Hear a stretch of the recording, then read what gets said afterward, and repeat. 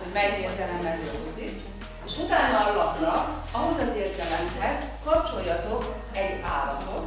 Ha döntsétek el, hogy szeretetek ahhoz az érzelemhez, melyik állatot tudnátok megjeleníteni. Emlékeztek? De figyeljetek még! Emlékeztek a Dante és Felice színjátékában az elejére? Mivel találkozottak? Igen. És azok csak állatok voltak? Így van, jelképeseket is tulajdonképpen ugyanezt csinálják, mint amit Dante is csinál, tehát egy jelképes állatot valamilyen színre fessétek, és valamilyen alakzatot kapcsoljatok hozzá. Ez az asszociációs játék, legtöbbször ezt csináljuk, tehát hogy ez amikor valamilyen formában megjelenítenek érzelmet, és akkor hát vagy ki kell találni, vagy nem kell kitalálni, ez már most tehát mindig más formában, de ezt igyekszem az irodalmi művekhez kötni. Illetve csináltunk már videót is, érzelmi videót.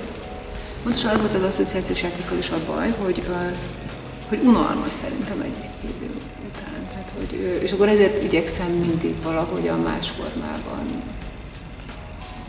variálni. Hát egy fiú volt, aki nem akart a csoporttal dolgozni, de neki az emberekkel volt problémája, ha figyeltétek. De egyébként, jaj, rajzoljuk, ezt csináljuk, tehát vannak ötleteik, tehát nagyon szívesen vagy őszintén. Nekem meglepő, hogy néha mennyire őszintén írnak vagy beszélnek. Tehát, hogy amiről én felnőttként azt mondanám, hogy én lehet, hogy ezt nem mondanám el egy magyar órán az osztálytársak előtt, és ők meg, hogy elmondják. Akár ez mondjuk az nagymamának a halálát. Zölde. Ó, ez kicsit fura.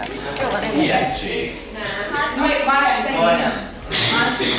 Ijegység, félelem, akkor jó helyen járunk, tehát hogy ott nem életünk, csak pont nem az a szó. Hát mondjunk még milyen színű meg. Jó, föladjuk, mondják meg. Rémül. Jó, köszönöm szépen, nagyon jó.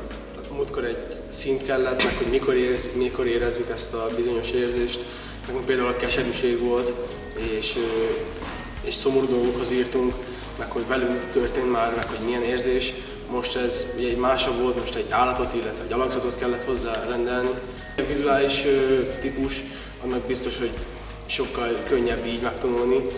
Nekem tetszett, mert ilyet még nem csináltunk, és ez így sokkal könnyebb. Olyan kicsit, mint hogyha egy pszichológusnál lettünk volna, de úgy végül is egy csomó mindenhez lehet már így használni. A saját színeddel vagy érzelmi állapotoddal kapcsolatban még milyen alapzat áll, de nem feltétlenül a színe az állatnak, hanem mondjuk a temperamentuma. Jó? És mondjuk milyen verséget, dal, vagy akár saját ritmus, vagy rémült eszedbe. Jó?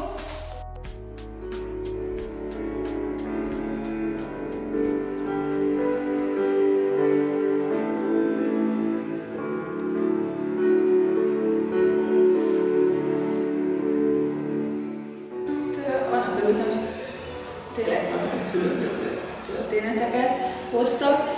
Féltem attól, hogy ilyen dal, vagy vers, vagy ritmus nem jön, aztán végülis az is azért jött elő, attól tartottam egy kicsit.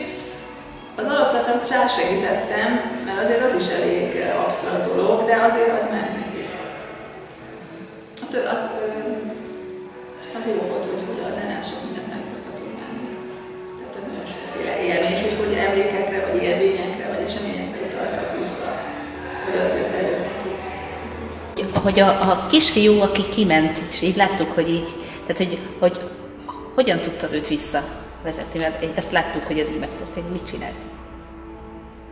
Hát azt csináltam, amit tanítottatok nekem, megkérdeztem, hogy mi a problémája, azt mondta, hogy az a problémája, a többiek kiközösítik, és nem engedik, hogy ő belerajzoljon a rajzba. Pedig ő szeretne belerajzolni, és akkor oda mentem a többiekhez, és mondtam, hogy tehát egy csoport vagytok, és mindenkinek joga van belerajzolni, és hogy engedjétek őt is belerajzolni, és akkor odajött, és megmondta neki, mi nem tetszik, hogy a Pikának a feneke, az túlságosan szögletes, és akkor a többiek engedték, hogy akkor ő kiradírozza és lekerekítse. Ha ez történik.